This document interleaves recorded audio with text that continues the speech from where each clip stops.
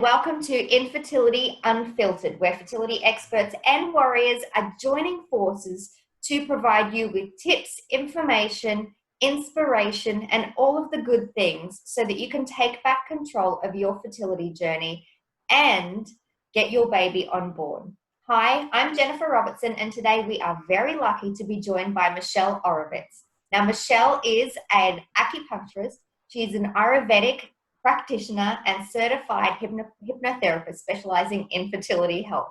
Michelle was inspired to change her career from architecture to acupuncture after having her own reproductive imbalances resolved by her acupuncturist.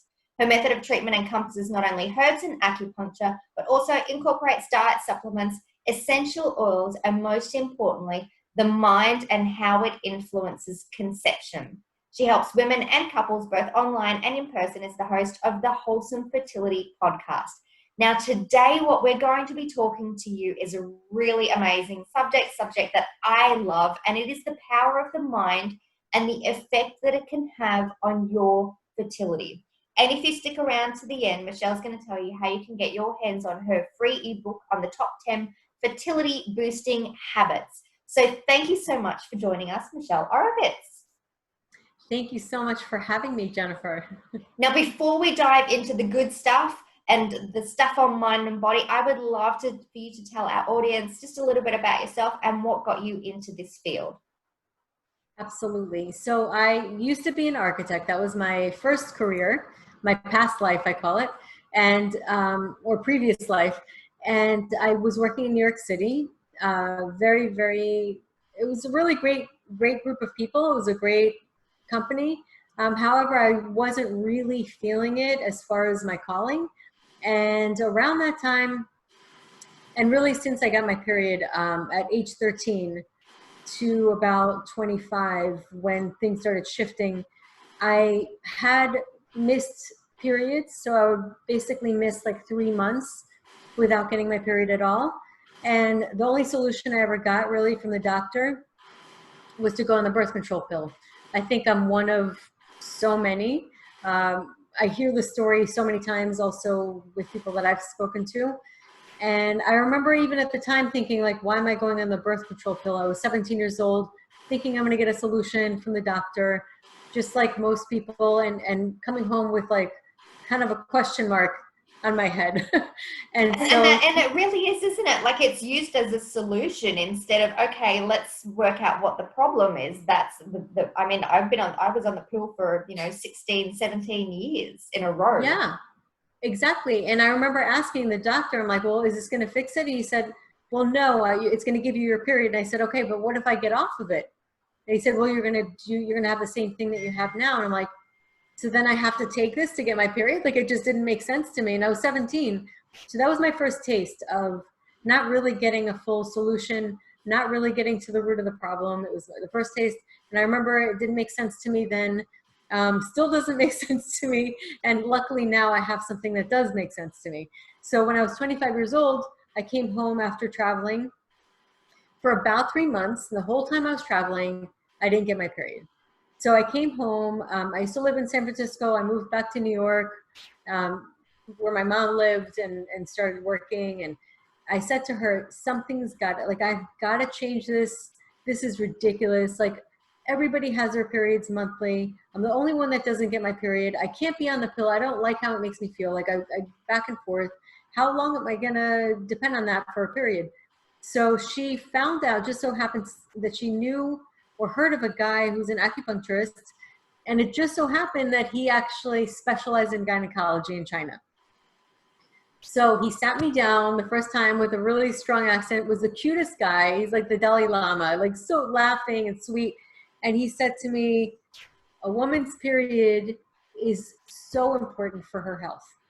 A woman's period is so important for your body. And so that day I came home with a bag of herbs that I cooked old school, and I got my period, and I ever since then was regular. Okay. And I think that's such an essential thing as well. Like, our period is a sign, like if it's off or if it's irregular or if it's painful, that's a sign that I mean, that's not normal. And I think I've had this Exactly. conversation so many times that we just take it as, oh, it's just part of being a woman, but it's not. That's not actually normal. It's a sign that there is something wrong that we can fix.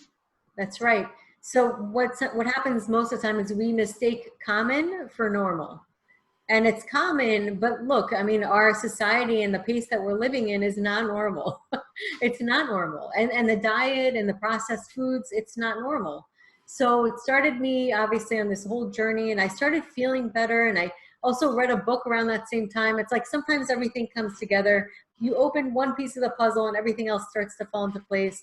I bought a book about the power of the mind, the power of the subconscious mind by Joseph Murphy, started writing affirmations really solidly, even wrote everything about my husband. A month later, met him. A year later, we got married. It was just like everything started falling into place. And I started to see how energetically I worked on myself. Everything started to fall into place. The only thing that I was really hesitant on and didn't have the courage is to move into a different career. And I knew that I was not in the right place, and it was definitely not making me feel balanced. But years later, my husband said, "You're not happy. Architecture isn't giving you what you need. Why don't you do natural medicine? It's something that you're interested in." So went to school for Ayurveda when we moved down south, and then eventually once my kids got a little older. And I thank Dr. Lee for the fact that I was able to have my kids. Because had it not been for him, I would have not been able to get pregnant easily, or if at all. I mean, to miss your periods for 3 months, if you don't have your period, you don't have anything. Even with the period, sometimes you're not ovulating. So I thank him for that. And so that, I think, was always in my heart. And I went back to school, and I just was really drawn to fertility. So the whole mind part is just that I saw how even my own mindset was able to attract things into my life. I felt more balanced, and how even working on my body affected my mind, and how interconnected they are, the two. So that's pretty Absolutely. much my story in a nutshell. Oh, I love it. I love it. And so what do you feel the mind has the part in our fertility? Like what's your belief around, or what do women who are currently struggling to conceive, what's the connection between it, their mind and their ability to have a baby? Well, first, I just want to say that it's not always the mind. Sometimes there are really real physical obstructions. And I also want to make it clear that it's not something that they're doing wrong, because I think that a lot of times when people are going through this journey, that's the first thing that people feel is guilt and shame. And it's absolutely not 100% not that. And it's important also to have a place where we can speak freely and comfortably and have a support system. Because one of the things that's so important is to be able to express your truth, what you're going through, and feel safe to be who you are, feel what you're feeling, and be safe to have those feelings, because all of them are valid. So to go through that and to be in a place of safety, because I do feel like we hold blocks by not expressing the emotions. And I see it with even Chinese medicine. We have these meridians, and one of the things that keeps things in place is this constriction.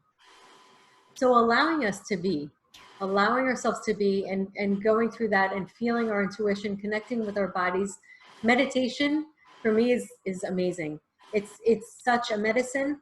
And what happens is when you do get to this place of peace and wholeness, that is when you become closer to homeostasis. When we look at the yin and the yang balancing, when we get into this place of homeostasis, that's why when we sleep and our mind is kind of elsewhere, our body's able to heal and everything kind of falls into place. So how do we get to that point? Because I am your typical type A personality. Like I from a very young age, I saw my mum worked hard and she pushed, and and I'm very much the same, driven, and don't like to sit down, and a lot of stuff going on in your mind, and I've learned how to work through it now. But I would love to get your ideas on how does someone in this society that we've created, where we're trying to do it all, especially as women, we're trying to do absolutely everything, we how are do we get to that point where we can be at peace? And Well, you know, and yeah, telling someone just to meditate, you know, it's probably, of course. people used to say that to me, just learn how to meditate, and that's probably one of the hardest things. And I've actually done another YouTube video on how a type A personality person can gradually learn how to meditate and, you know, and do all of those things. But I'd Well, love to you hear bring your up a thoughts. great point, gradually, and it has to be very, well, what I actually suggest for my patients to do is like start with 2 minutes a day or 5 minutes a day. That's it. Don't even give yourself more than that, because then it's something that you're just, what you're doing is you're convincing your mind over, because really that's what it is. We have to convince our mind. We have to convince our mind. And I think that our mind is so powerful, but we just, it's like we walk around with such power, we don't even realize we have. That's how I see humans. We're so much more powerful, but we play little. We think we can't do as much as we really can. And so start out small. But one of the things is really the how to. It's a complicated thing. It's not a linear thing. And it really depends. It's meeting yourself in the middle. So there are tools that you can do, like journaling, where you're acknowledging your feeling. I really love the book, The Untethered Soul, because he talks about leaning into it. So you're not trying to push away or deny what you're going through. And I think that that's really where people, like, they don't want it. They don't want to feel it. It's human nature to turn things away that don't feel comfortable. Mm-hmm. So to lean into it, what you're actually doing when you're going against it is you're keeping it in place. So leaning into it, you just allow it to move, and finding a safe space, because I know from a lot of my patients that they don't have people to talk to that are supportive a lot of times. And people who try to be supportive, they don't understand what they're going through. So they'll say things that they feel might be a little insensitive, or they don't really understand. So I suggest find a group. I mean, there's so many, luckily now, support groups out there of other people going through the same exact thing. And I think that there's nothing better than to have that type of support. And I think ultimately sometimes only that, just having that, gives you a sense of relief. Mm-hmm. Absolutely. And Just a it's not safe really space about to the end share. goal. Yeah. And the end goal, I mean, you don't know how the journey is going to be. Sometimes it ends one way or the other. You know, there's really nothing we can do about that. There's no perfect way to get that end goal. And it's not about the end goal. For me, at least, when I see my patients, I just want them to feel well. I don't want to say, okay, we're going to make this happen. This is what you're, you know, or promise them that they're going to have a baby at the end of this. I just want them to feel well. And everything, if they really feel well, everything else falls into place. Mm-hmm. That's what Yeah. I find. Yeah, absolutely. I completely agree 100%. So what are some other things that they can do in terms of their mindset? So if meditation is difficult, which I know for a lot of people it is, I suggest, you know, I don't know if you've met Monica Bibas. She has an IVF prep book, which I think is great because she adds mandalas to color in. And just coloring in or doing something creative or knitting, or well, maybe not knitting, because sometimes that's associated with baby stuff. So just something though, like even cooking, you know, if you want to start adding different foods, or something that you can do to occupy your mind. And it's almost like a self-pacifying, and it's very, very healing, because we were talking about this in the pre-talk.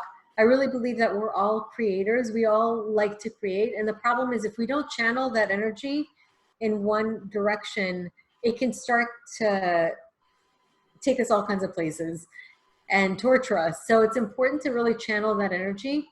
You see it in all types of people. If they don't have a place to channel their energy, it can start to get destructive.